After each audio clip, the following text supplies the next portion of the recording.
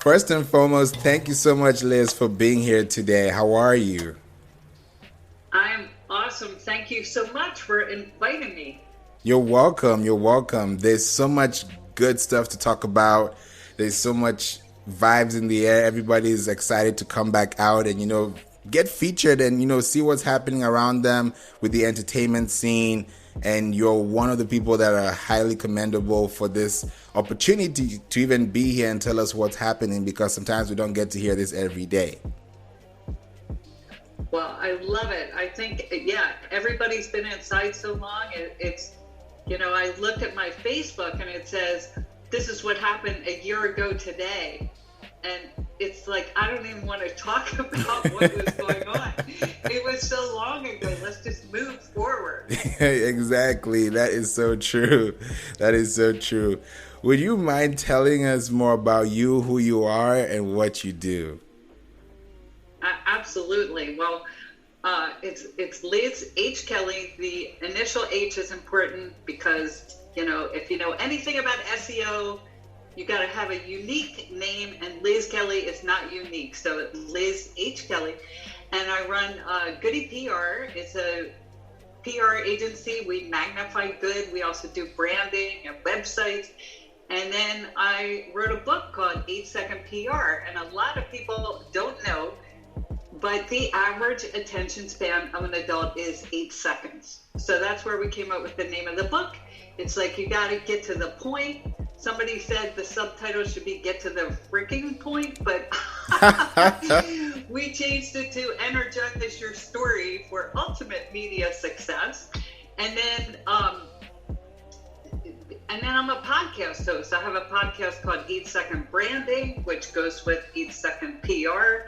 And we talk about marketing topics, branding topics, how do you get your story out there? And really, our mission in life is to help people get their story out who are making a difference. We just got a client today who has a cure for cancer, he says.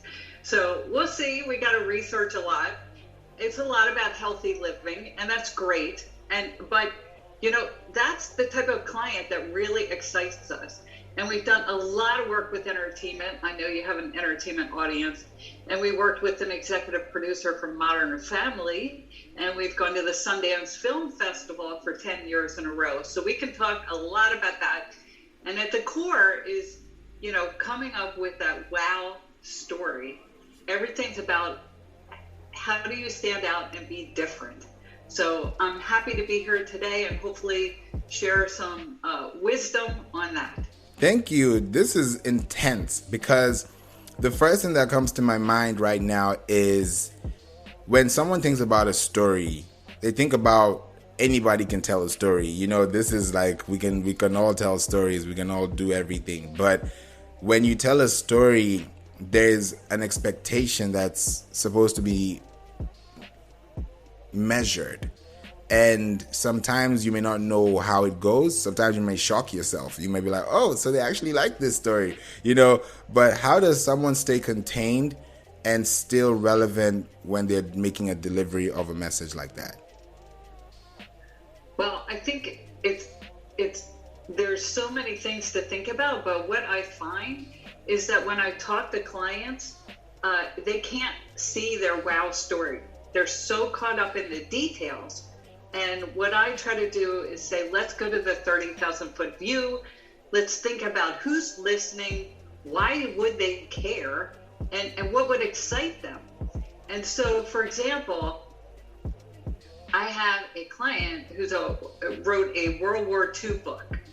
Okay, that is a non-typical client for Goody PR, but they want to, give money back to veteran charities. So that's part of their wow story is they're donating almost all of their royalties to veteran charities. But then there's another story which is just incredible that his father he wrote about his dad's platoon, right? And his father did not talk about World War II at all while he was alive. So he goes to the funeral, right? And this guy comes from the Marines and gives a eulogy about how his father saved the lives of everybody in the platoon by, you know, telling a tank to go the other way or something like that, right? And he sits there and he's like, wow, what did Dad do? So he goes into the family garage, opens the off-limits footlocker, and finds thousands of World War II photos, letters, and the platoon roster. Wow. And then he sits down on Google and starts Googling and finds the people in his father's platoon because he's never met them, right? And then for 9 years, he goes coast to coast and interviews the survivors and their loved ones and writes a book. Now, that's a wow story because he says to me, oh, Liz, I want to talk about the veterans. I don't want to talk about me. But more people care about that story. The fact that he didn't know anything, and then he finds this footlocker and spends 9 years traveling. And then the story, you can't tell that story every time. Right. So I just want to give you another example that's related to the same book. So for Valentine's Day, the last thing you would think about when you're thinking about war is love, right? That's the last thing you'd be thinking about. Right. But in the book are all these letters between his parents and between other veterans and their loved ones. You know, they all had people they wrote letters to, and mail call obviously was very important because they didn't have email and they didn't have phones. So I said to him, how many letters do you think you have? And he says, oh, thousands of letters, because they wrote each other 2-3 times a day. They used letters like we use text message, right? Right. So I pitched thousands of World War II love letters discovered. And I got him on CBS San Diego with that story and some other stories. So sometimes it's looking for the less obvious thing to stand out and also connect yourself to a holiday like Valentine's Day. That's deep. That's a very deep story because nobody would think of it that way. And that's where the trigger is, where you can really strike that mindset to realize, oh, if I don't click this, I'll never know this story. So why not? Right, exactly. And I'll give you another example that's entertainment based. The Modern Family executive producer who I worked with, Danny Zucker, you can Google him.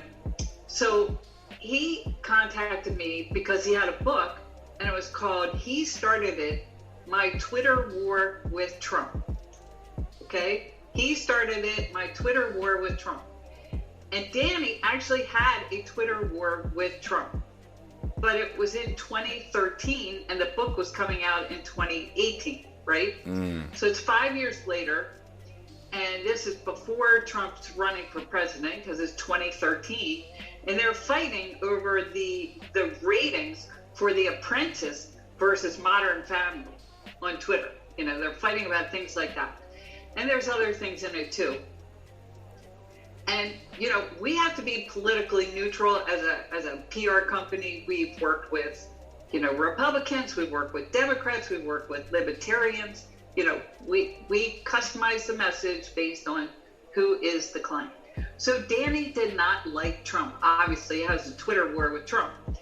And he says that he wants to donate all of the proceeds to 3 charities that he wants to help, right? So there's a noble cause right there. But to pitch it to the media, you know, I had a brainstorm with him and say, how are we going to pitch a 2013 Twitter war in 2018? Well, what happened in 2018 was the midterm election. So I said, Danny, what if we dedicate the book to voters and make this a get out the vote campaign? And it skyrocketed, and he ended up getting 15 interviews a month. He was on CNN twice. We got him on TMZ. And he had all kinds of interviews. The Wrap, which is a big entertainment outlet, featured him. but it was all because we were able to make it relevant and inspire people, and also Danny's a comedian, so that helped a lot because everybody wants to interview a comedian. Oh, and yeah. He has some good jokes, and that's part of their Twitter war was banter and jokes. Exactly. I think this is a great, all these three examples show that they're all individually successful without having to, crumble over each other. That's the wow story. And speaking of story, I think one of the things that people have to focus on is the angle of the story. Could we talk about that? Sure. I think it's really important to think about the approach and who's the audience and, who's listening, especially with podcasts, because podcasts have a very niche audience. So if it's about entertainment, you want to talk about entertainment. So, for example, Danny, the Modern Family guy, when he was on CNN, one of the things they wanted to talk about was the new TV show, The Connors. I think Roseanne had just been fired, and they were relaunching the show without Roseanne, right? And so that's what CNN wanted to talk about. They didn't want to talk about his book, really. But they wanted him to comment on the comedy news of the day. Right. So he hesitated because he's like, Liz, I can't criticize comedy writers. It's like a vow that we support each other. And I said, well, okay, we're just going to have to go with it. And so he came out with a very politically neutral comment, like they did a good job and it was a good show and things like that. But you have to go with the flow with who's the reporter and what do they want to talk about. Right. So for example, I'll give you another example. Tomorrow, I set up a radio interview for a client who she's got like a business success story, but part of her business success story was playing competitive sports. And then she taught her children how to play competitive sports. And then those life skills of learning how to win and build relationships have really helped her succeed in business to the point where she became independently wealthy at 38 and retired at 43, which is like an incredible story. But it's a little overwhelming to people, so we're going to make it more fun, where she's going to talk about it's spring, it's post-pandemic, people are getting back out on the sports fields, and this is how you teach your children how to be champions in business and sport, and teach them how to win. And then we redid her book cover, which is one of the things I do, because after she did all these interviews, she realized her real strength was talking about this story versus she had written it as a memoir and wrote a lot about, her heritage and her family. But people wanted to talk more about this, like how did she retire at 43 and become independently wealthy at 38. So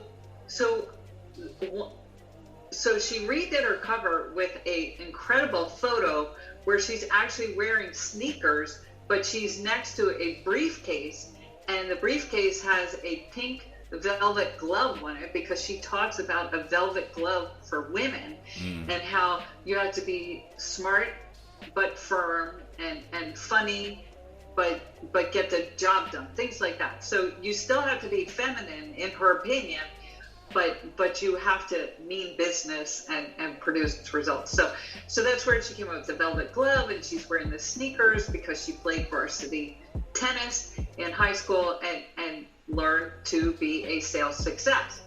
And then we're taking it a step further because we're going to give away a pair of Converse sneakers on the radio show. Okay. And the Converse sneakers are going to match the sneakers she's got on the cover. So that makes it fun and entertaining, and a lot of people like Converse, so people will call in to the radio show. Exactly. And that's smart marketing.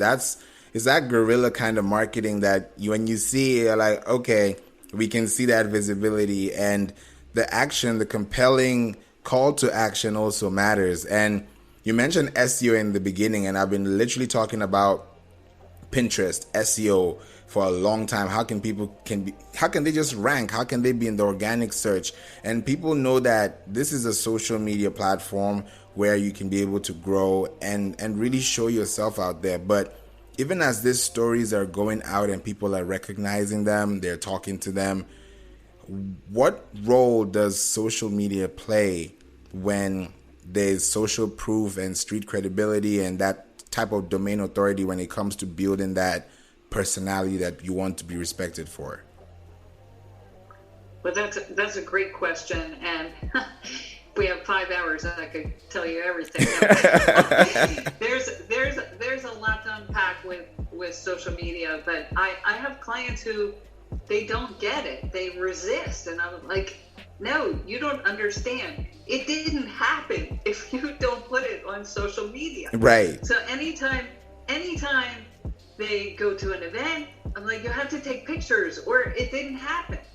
And anytime they get a media interview, I say, you got to put it on social media. Now that will a lot of times be picked up in Google, but the people who are going to pay the most attention are your friends and your fans on Facebook, Twitter, Instagram, Pinterest, TikTok, whatever, YouTube. I love YouTube. Whatever social media platform you're on. Yeah. And I teach social media at UCLA Extension, and I talk about you want to pick your top 3 platforms and really focus on them, because if you are everywhere, it's kind of hard to get momentum.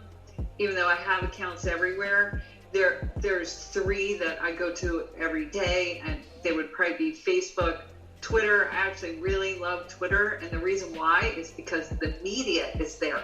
And for me, running a PR company, I need to be on Twitter because I'll tweet the story and then I'll include them in it. And then that's like a thank you to the reporter. That's another reason why you have to post things, especially when you're doing media stories on Twitter and Facebook and Instagram, because those reporters are watching and they're getting pressure from their bosses to drive traffic to that story. So if you want to get invited back to a CNN or a podcast, you start sharing it everywhere as a thank you, and that will help a lot. Yeah. But I think, let's see, what else can I say? I think that it also helps with SEO. What I'm noticing is when I Google, like if I Google my client and a podcast they were on, the tweet that I sent out about them being on that podcast is showing up on Google. So that's another thing. You're magnifying your story through social media. Yeah. Now, the other thing is you never know where you're going to get your next job, your next fan, your next client, and people talk and people pay attention. Even if they don't like your item on Facebook, they're watching. Yeah. And you may get a message with someone who says, oh, I love what you do here, and can you help me with this? And then you land a new job or a new client or a new interview. That's why it's really important. That's a fact. But I got to add one thing. Yeah. You cannot post all about yourself. That's really important. That's a fact. So you have to balance it. So for example, today I posted the most heartwarming video. Emotion is really important on social media.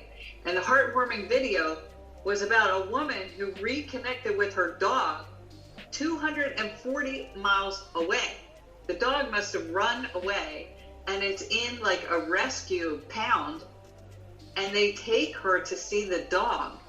And the dog goes crazy, jumping up and down and barking because he's so happy to see his owner. So things like that are important, showing you care, showing you have a heart. It's probably better to avoid politics if you can avoid it. And then, just show you're humble. You know, everybody makes mistakes. Everybody is not perfect. And so you want to make sure that you come off with showing that you're humble and you have empathy for other people. That's amazing. And I think as you're a public figure, because everyone is a public figure, even though they think, oh, I have 5 followers, you're still a public figure because publicly 5 people are watching you. So it doesn't matter what number of people are watching, but you need to always stay true to yourself. So I'm even thinking, like you've mentioned right now, about how to stay connected. How good is PR for business owners and for creators? Well, I think it's really important for both. It's different strategies. Yeah. So, we work with a lot of small business owners, but everybody wants a documentary or a movie about their book or whatever they're doing. A lot of our clients, because they're creative in many ways.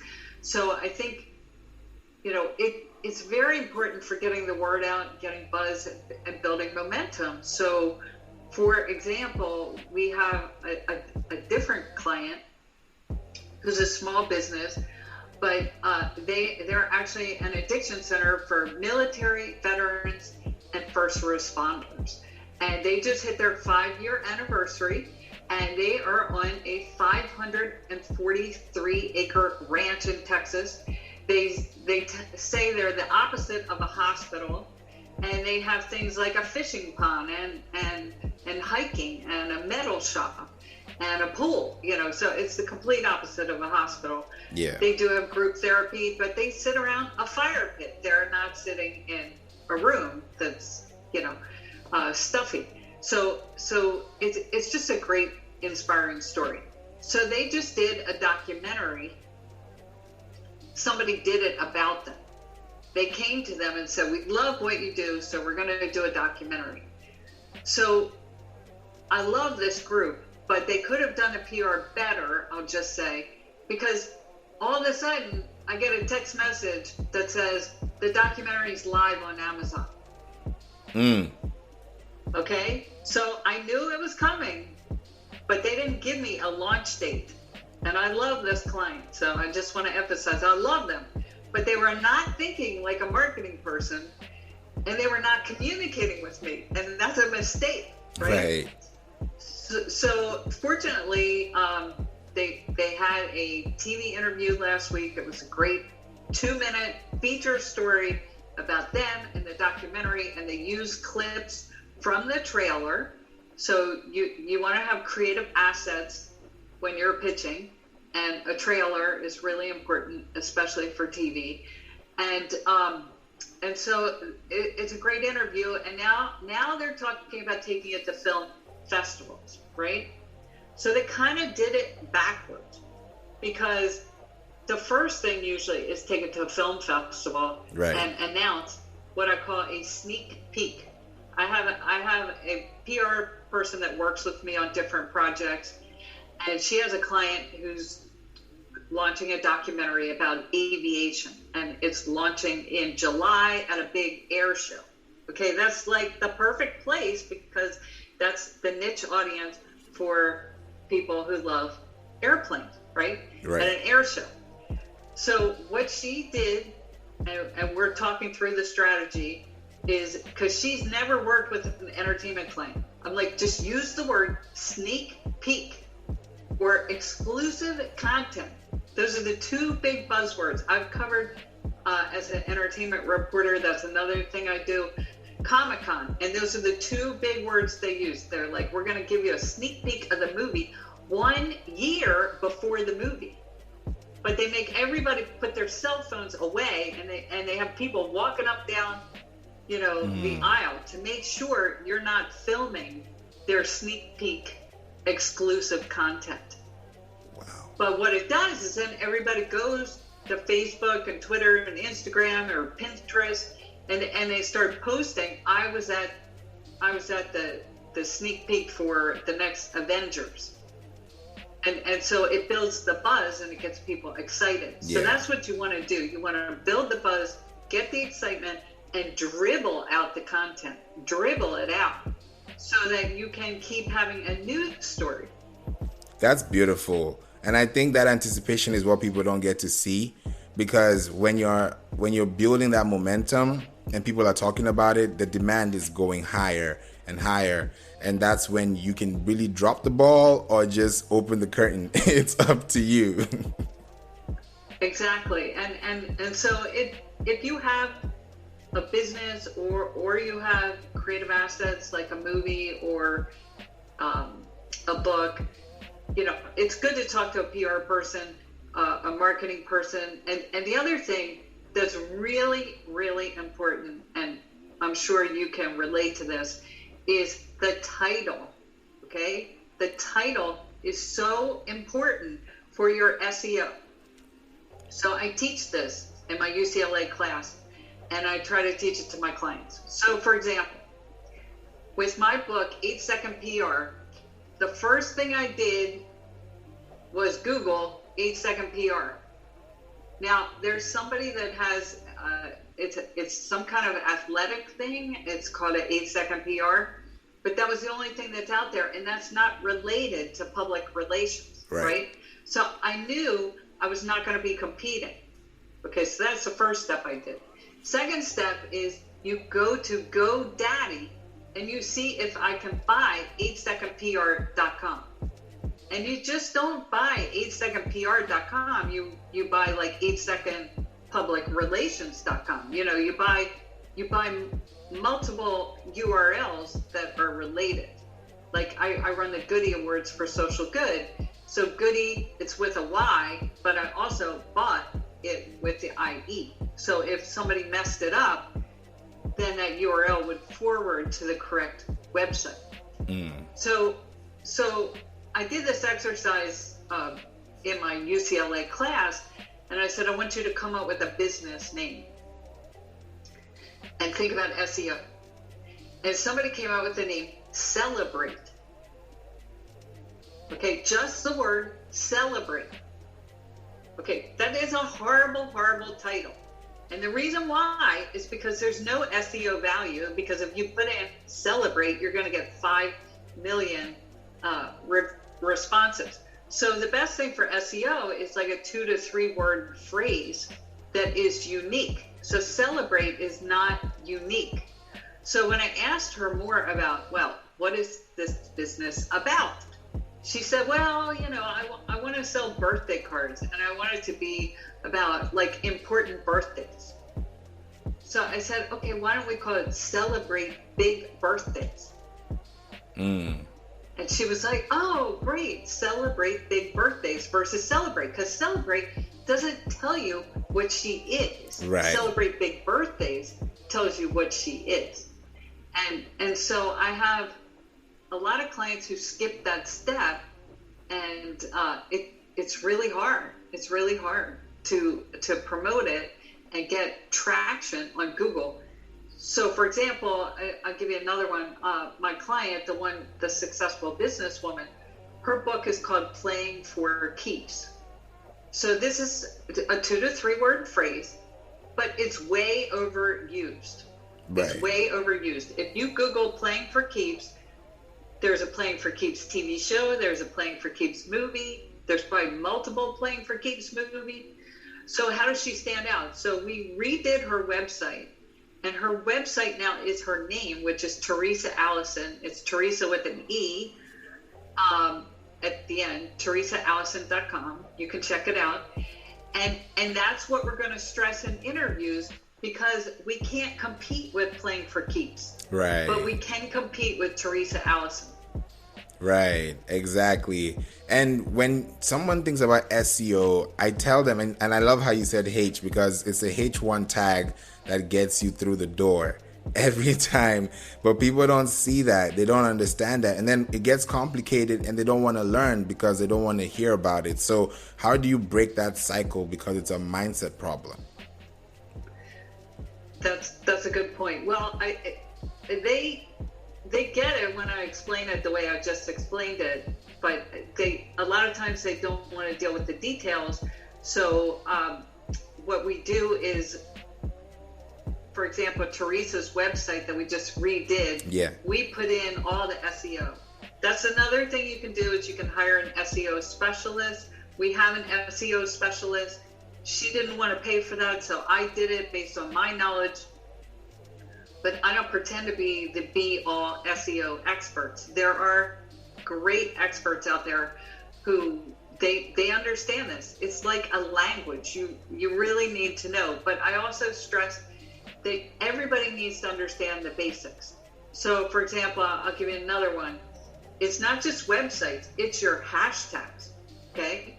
So when you post on Instagram, instead of Teresa posting hashtag playing for keeps, I told her to start doing playing for keeps book. Because playing for keeps book is more unique. And you'll see this because in the movie industry, a lot of times they'll say it's, for example, playing for keeps movie or playing for keeps film. Right. And that'll be the URL. And I don't know if she bought that URL. I have to ask her. But that's really important. I have another friend who owns a retail store, right? And she has patented, so this is creative content, she has patented 150 items in her store, right? All under the name Larissa Love. And this is public information, so it's okay for me to share. But so I went to Instagram and I did hashtag Larissa Love, and all these things came up with a hair salon, and she does bed bath and beauty products. Wow. So she has shampoo, but her primary thing is like lotions and candles and things like that. And she has spent a fortune on getting these patents and trademarks and copyrights and all that stuff on her brand. But the other woman that runs the hair salon now has 5,000 posts on Instagram with her name because of the hashtag. This is something that people really aren't talking about enough, I think, in social media. It's can you own a hashtag? And the answer is no, I don't think you can. Maybe somebody is working on it, but you really have to keep SEO in mind with everything you post. And then on YouTube, wow, people do YouTube wrong all the time because they don't put in keyword tags. And that's how people find your video. So it's really important, your title of the video, your description of the video, the tags, and also the the JPEG image is really important. All of those things are all part of your plan to magnify your story. That's what Goody PR does. And 8-Second PR, the book, by the way, is all our secrets. So if you want all our secrets for $14.95 versus hiring us for a lot of money, $14.95, 8-Second PR on Amazon. Yeah, definitely. You guys should definitely get that book. I'm going to have it in the link in the description because you have to read, you have to understand.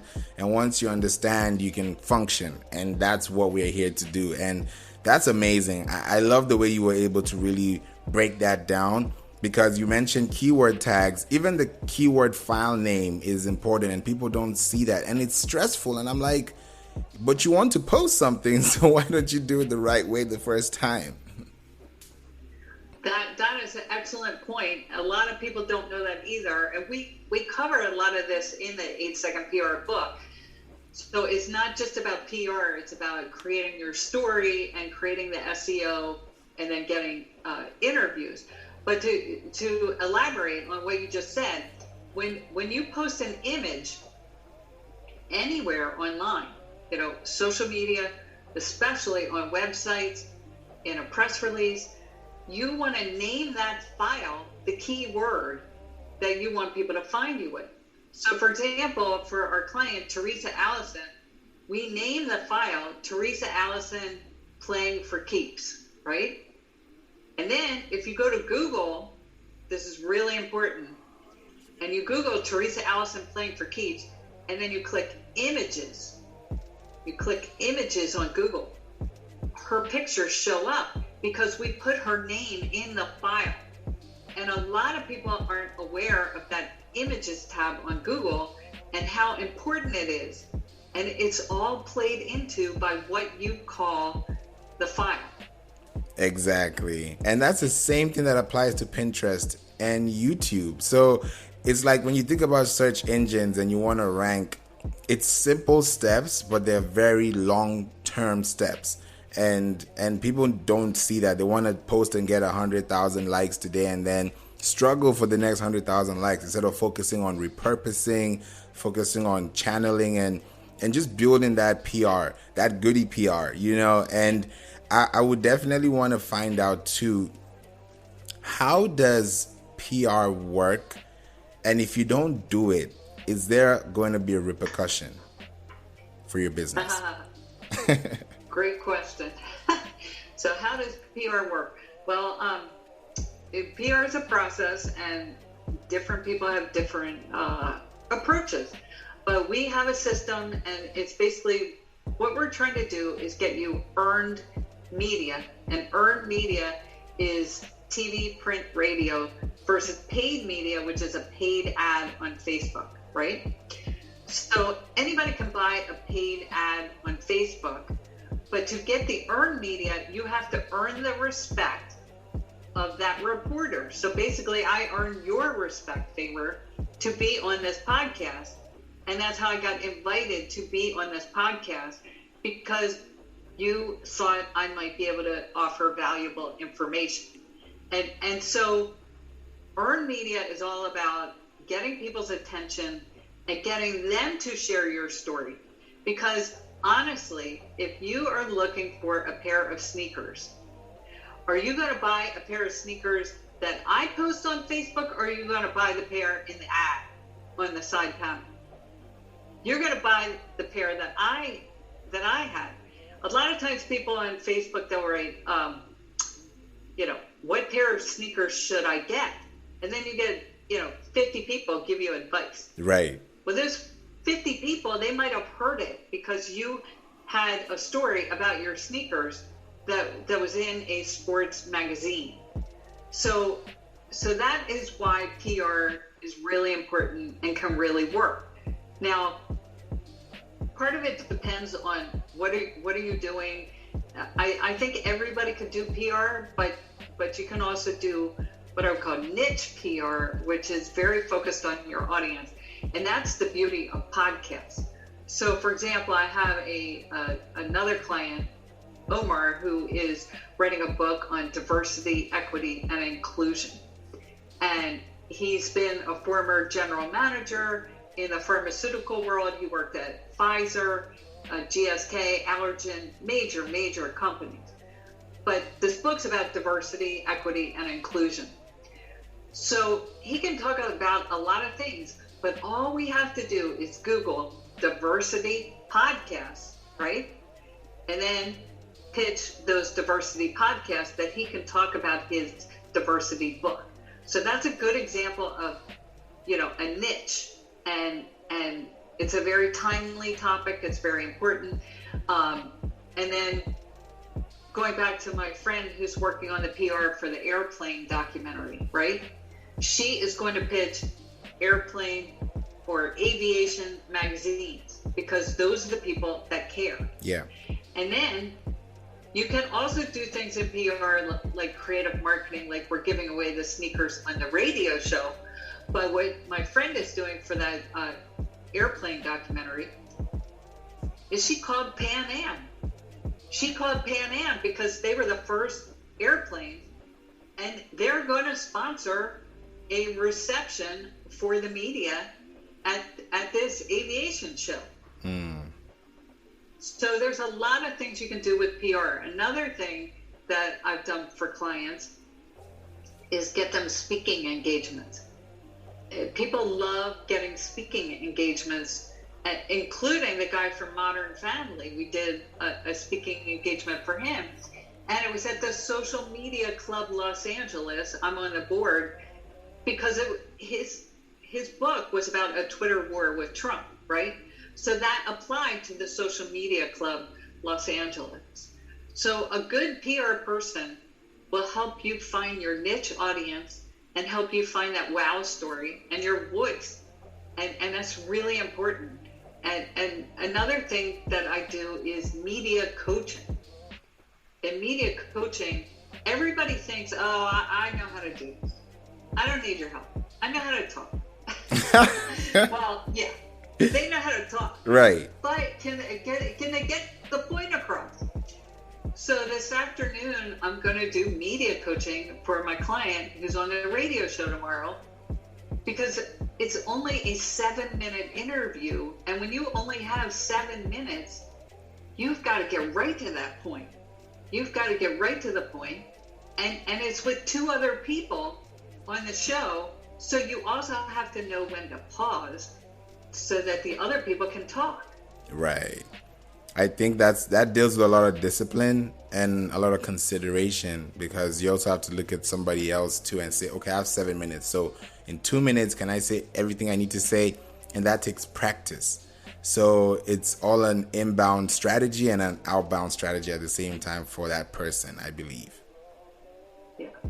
So it's really, you have to be so passionate about whatever your project is, whether it's a movie, whether it's a book, it's a documentary, it's a cause, whatever it is, you have to be so excited that when you get up in the morning, you're thinking, how do I promote this? How can I partner with my PR company to brainstorm? Because that's where the real magic happens, you know. And then, like, if it's a podcast interview, you usually, it's not a big fire drill unless it's a major podcast. Like, I got the Modern Family guy on the Adam Carolla podcast. That was a big deal. He was also on Howard Stern. That was a big deal, right? So those are Chinese fire drills, I call them, where it's like within an hour we have to confirm. Right. But with most podcasts, you don't have to confirm within an hour. And they get scheduled, and sometimes they're live, and other times, it could take 3 months before it's published. Yeah. So that's podcast. Then for print, they usually want to do a phone call interview, or they're going to email you questions, and then you also could be quoted as an expert in a story. We had clients quoted in, for example, Psychology Today and Time Magazine and the Wall Street Journal as experts. Okay. So that's also something we do. And that's all in writing. You send in writing what your opinion is, and then if they choose to, they will quote you in it. That's amazing. And then with TV is, your biggest reach.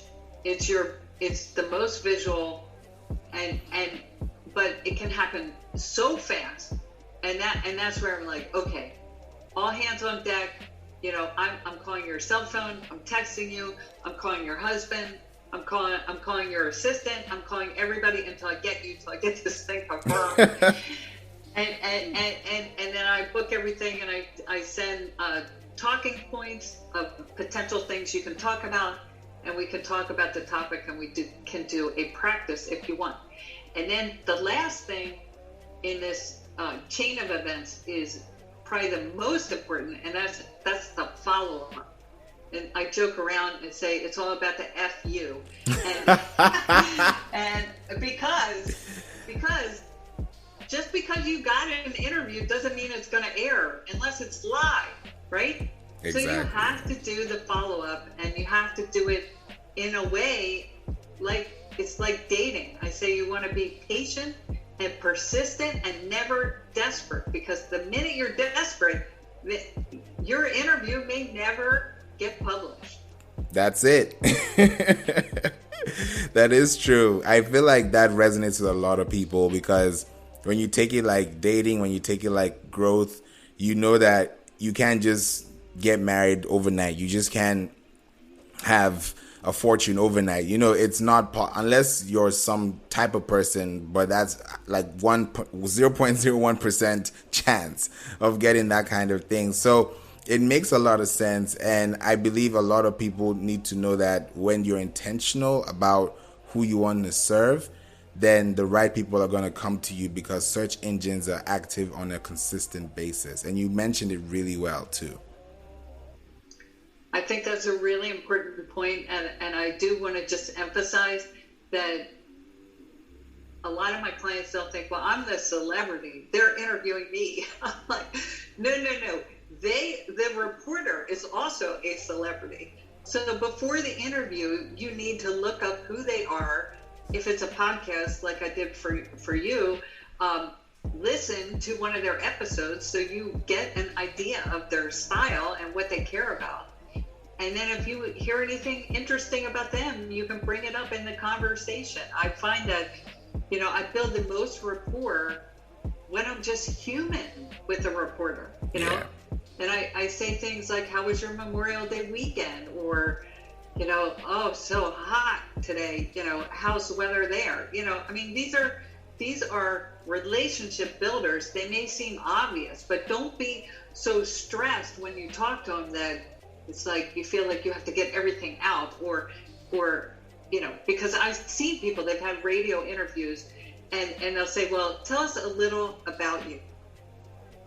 And they talk for 10 minutes without a breath. Oh, no. Yeah, no, you cannot do that. So, you're having a conversation, whether it's podcast, radio, print, or TV, it's a podcast and it's two-way conversation. Yeah, I think so too. And one of the things that builds this anticipation and amazing experience is places like Clubhouse now. People are having this communication tool, speaking to each other, understanding each other's voice, being very present. And I think it's the authenticity in your voice that really moves the needle most times. Either you're singing or you're on stage speaking. It's the vibrations that you produce that really makes that change in someone's life. And I think some people don't really think about that vocal presence. The vocal presence is so important. Having energy, enthusiasm, and smile. Yeah. It's hard to smile when you're talking, but you can do it. And be grateful. Having an attitude of gratitude really comes across when you're doing interviews. Exactly. That's true. The last question I would love to ask, and I think you touched on it a little bit, was about film festivals. And how can someone get into a film festival if they want to? Well, that is a really good question and very hard. I think if you have a film and you want to get into a film festival, I would start maybe with some of the smaller film festivals versus Sundance, which I've been to many times. Sundance, they say it's harder to get into Sundance than it is to get into Harvard University. Wow. Which is crazy, but it's very competitive to get in Sundance. I'm not saying that it's impossible. I'm just saying, get PR, get buzz, get people to write about the sneak peek content, your trailer, or about your backstory, so that you get some buzz and you can show people things. I had a friend who had a play, right? They wrote a play, and Gary Marshall, who did Happy Days and a bunch of other shows,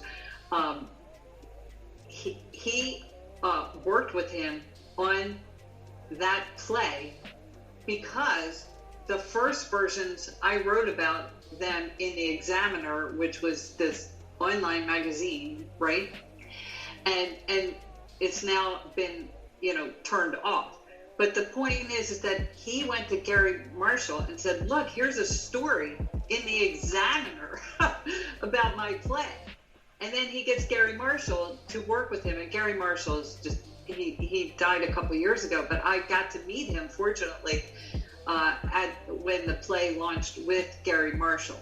So I think that that's a big part of it. And go to some of the film festivals and learn the lingo and learn the process, because it is a process. You submit your film, they have a committee, the committee watches the films and reviews it, and maybe go to coffee, which is what I did with some people, and say, how do you select the films? What is the process?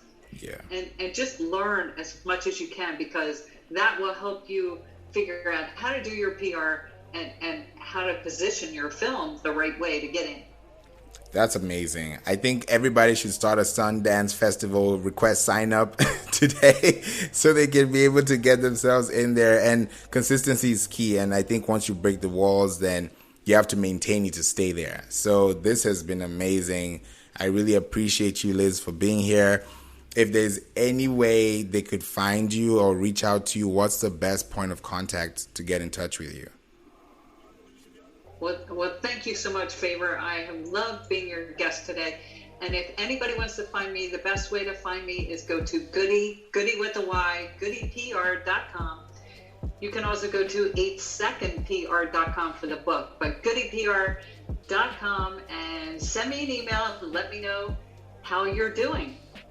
Thank you so much. I appreciate it. And one fun fact I'll tell you before you go is that my brother's name is called Goody, and his birthday is next week. So it's just amazing how it just all blends in at the perfect time. And I'm just happy that we are, and that's the short name. You know, he has a long form name, but that's his short name. I'm just happy that you were able to join us today, and I look forward to bringing you back here to add more value and tell us more about the exciting things that are happening in your life and your career. Well, thank you so much, and happy birthday to Goody and all the summer birthdays. I have a summer birthday too. Summer birthdays are hard because you don't get to do the cupcakes at school. Right. So happy birthday to all the summer birthdays and Goody. Thank you. Really appreciate it.